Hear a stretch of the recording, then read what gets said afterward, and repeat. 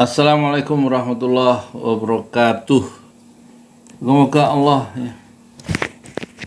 Allah menganugerahkan kepada kita rasa cinta, keimanan dan kesehatan di dunia ini, sehingga dengan rasa cinta, keimanan dan kesehatan itu kita bisa mengarungi kehidupan di dunia yang sementara, al-hayatul faniyah, dan insya Allah kita berhasil mengarungi atau menyeberang pada kehidupan al-hayatul baqiyah, satu kehidupan yang kekal, abadi, dan kita tidak mati-mati lagi. Sementara kehidupan yang sekarang ini penuh dengan intrik politik, ya, penuh dengan kepalsuan, penuh dengan kebohongan, penuh dengan cobaan, ya.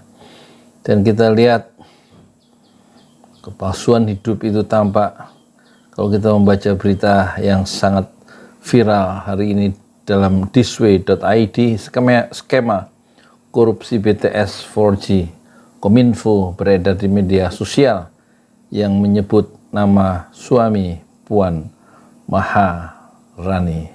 Puan itu ketua PR, ya, DPR, MPR, DPR. Ini Selasa 23 Mei 2023, ya, jam 11.29 WIB. Reporternya Reza Permana, editornya Reza Permana. Lah, nggak ada editor berarti dia. Ini kita lihat, ya, JGP itu Johnny G. Plate, seorang pengusaha HPS. Itu berarti gambar ini HPS adalah yang terkait dengan bakti BTS 3T. Itu apa? Hapsoro, happy apa sih? TRG itu Sakti Wibowo Trenggono, ya. Happy Hapsoro ini kalau nggak salah, yang suami dari Puan Maharani. Jakarta, thisway.id, pihak kejaksaan, ya, kita bacakan, ya, menyebutkan bahwa ada kemungkinan kasus korupsi BTS 4G Kominfo yang Menteri Komunikasi dan Informatika Johnny G. Plate akan bertambah, ya.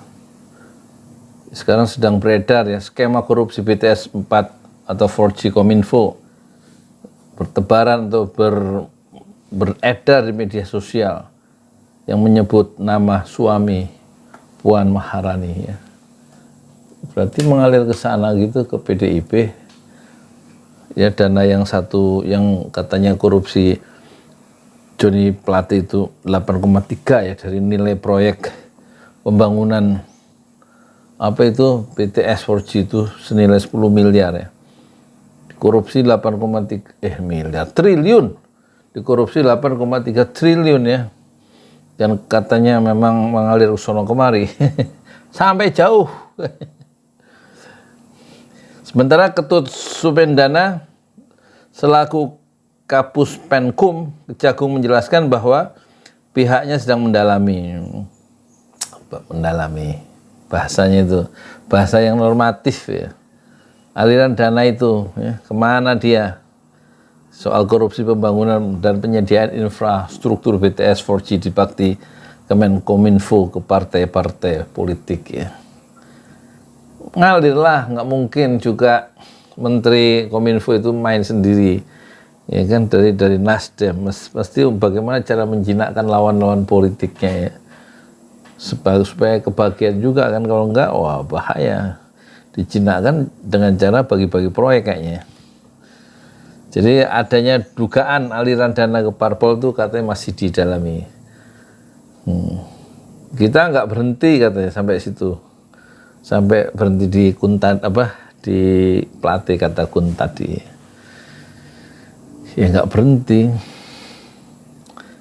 Jadi video yang beredar di media sosial itu menyebut beberapa pihak yang terlibat pada proyek infrastruktur BTS, pembangunan itu, tower itu 4G, ya, dan infra pendukung paket 1 hingga 2, 3, 4, 5, ya, bakti Kementerian Kominfo dan Informatika, ya. Jadi video itu diposting di akun Demit underscore is underscore back itu adalah perusahaan vendor yang menyuplai mulai dari panel surya. Panel surya itu yang terlibat, kata panel surya itu vendornya ya perusahaan yang dimiliki oleh itu siapa, oleh pengusaha-pengusaha itu dari partai itu ya. Kita lihat ya. 1. Happy Hapsoro HPS, suami dari Puan Maharani, perusahaannya adalah vendor panel surya dalam proyek BTS itu. 2. Sakti Wahyu Trenggono, dia adalah mantan wakil pertahanan, sekarang dia menjabat Menteri Kelautan dan Perikanan, dan perusahaannya ya adalah vendor tower dari BTS. Wah, kan ini orang Gerindra ya. Kalau yang tadi Happy Hapsoro adalah suami Puan ketua PDIP. Sementara Sakti Wahyu Trenggono kayaknya orang Gerindra, karena yang digantikan adalah Edi Prabowo, kan Menteri Kelautan dan Perikanan yang sekarang masuk penjara itu gara-gara korupsi. Sementara Sakti Wahyu Trenggono sendiri adalah komisaris PT Tower ya. PT Tower Bersama TBK. Wah, berarti mereka TST ya saling tahu. Sementara pihak kejaksaan sejauh ini telah menetapkan 5 tersangka proyek BTS Menko Info selain Joni Plate. 1. AAL, Direktur Utama Bakti, Kementerian Komunikasi dan Informatika. 2. GMS selaku Direktur Utama PT Mora Telematika Indonesia. 3. IS selaku Tenaga Ahli Human Development Universitas Indonesia tahun 2020. 4. MA selaku Director of Integrated Account Department PT Huawei Tech Investment. 5. IH selaku Komisaris PT Solitech Media Sinergi. Jadi kejaksaan yang sekarang ketuanya adalah ST Burhanuddin itu punya kakak namanya TB Hasanuddin. TB Hasanuddin adalah kader dari PDIP. Mungkin nggak Kejagung itu kemudian menyasar suami dari Maharani, orang PDIP.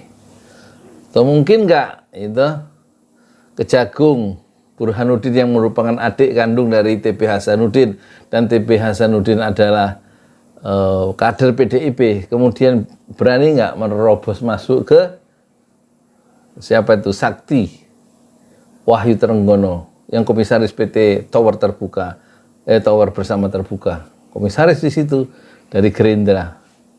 Jadi dua-duanya itu Gerindra dan PDIP kan partai koalisi pendukung pemerintah. Sementara Nasdem yang menterinya adalah Joni G. Plate langsung ya dicokok oleh kejaksaan, ya. Dituduh korupsi 8,3 triliun. Mungkinkah ya, Kejaksaan Agung yang diketuai oleh ST Burhanuddin, adik dari TB Hasanuddin yang merupakan petinggi dari Partai Demokrasi Indonesia Perjuangan itu, mampu dan mau ya mengurus ya kaitan Joni G. Plate dengan kaitannya dengan orang-orang PDIP dan Gerindra, yaitu vendor dari panel surya tadi yang merupakan suami dari Maharani, Puan Maharani, dan juga Sakti Wahyu siapa itu Trenggono yang merupakan komisaris dari PT Tower Bersama Terbuka yang juga orang Gerindra, orangnya Prabowo. Tampaknya semakin seru ya kalau PPATK yang diajak kerja sama Kejaksaan Agung kan cuma sekedar memblokir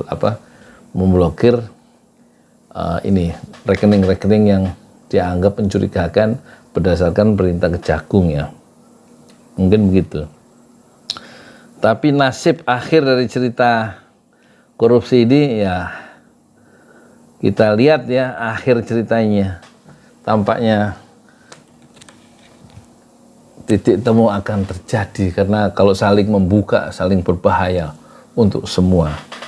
Berbahaya untuk PDIP, berbahaya untuk Gerindra, untuk Prabowo, berbahaya untuk Ganjar Pranowo, dan berbahaya untuk Anies Baswedan yang didukung Nasdem, Demokrat, dan PKS ya. Kita lihat ya perkembangan terakhir bahwa rakyat sekarang mengurusi para pejabat. Bukannya pejabat ngurusi rakyat ya. Rakyat ngurusi pejabat yang sekarang berubah ya. Peran-peran historisnya bukan untuk melayani masyarakat, tapi menjadi maling yang berdasi, dan maling itu berkeliling dan bergerak jauh ya, mengalir jauh sampai entah kemana ya.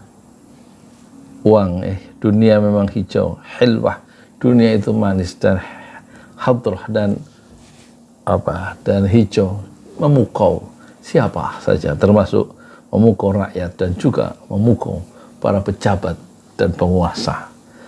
Assalamualaikum warahmatullahi wabarakatuh. Di jalan Allah. Ini Masjid Enam Syuhada lagi dikunjungi sama Ketua Hilmi. Modal awalnya berapa Pak Yudi Pramuko? 750.000 rupiah aja. Jadi ini 500 jutaan nih barang. Sekarang udah habis 310. Masya Allah, tuh udah pakai keramik, laponnya tinggal. Granit tuh kayak marmer. Tuh.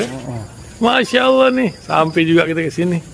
Masjid Enam Syuhada, ngapa namanya Masjid Enam Syuhada ya, Pak Yudi? Kita mau mendokumentasikan perjuangan dakwah nama anak muda pengawal Habib Rizik Syihab itu. Masya Allah. Yang dibunuh sama orang jahat di kilometer 50. Kilometer 50 ya. Itu kan simbol memperjuangkan dakwah itu kita harus memberikan segalanya untuk Islam kan ya. Untuk Masya dakwah Allah. Islam. Dan nama anak muda itulah yang sudah memberikan segalanya untuk Islam. Masya Allah. Nanti nama pemuda itu ada juga di sini mungkin diterangkan? Mungkin namanya Enam Syuhada. Enam Syuhada itu, iya, Enam Syuhada dipasang di sini, Enam Syuhada.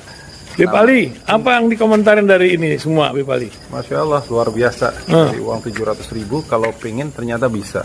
Bisa. Allah kirim. Tuh, bisa. Ya, dengan masuk satu gang kecil, tapi Bapak ini luar biasa. Kecil tuh. Masya Allah ya. Satu call aja. Masya Allah. Perjuangan Pak Yudi Pramuko, YouTuber sejagat paling tua. Tertua di semesta. Tertua di semesta. Masya Allah.